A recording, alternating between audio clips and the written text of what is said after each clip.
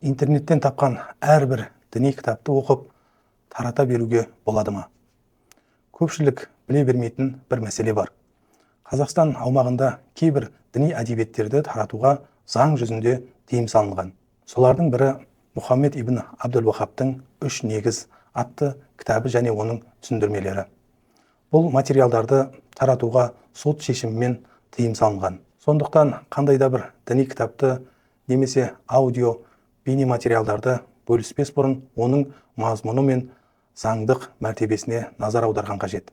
Өйткені кейбір еңбектер халқымыз ғасырлар бойы ұстанып келе жатқан дәстүрлі ханафи мазхабы мен матруди сенім мектебінің қағидаларына қайшы келетін көзқарастарды насихаттауы мүмкін. Сол себепті діни білімді сенімді дереккөздерден, ресми мамандардан алған дұрыс. Діни әдебиеттерді таңдауда сақ болайық. Заң талаптарын сақтап, қоғамдағы татулық пен діни тұрақтылыққа үлес қосқан дұрыс болады.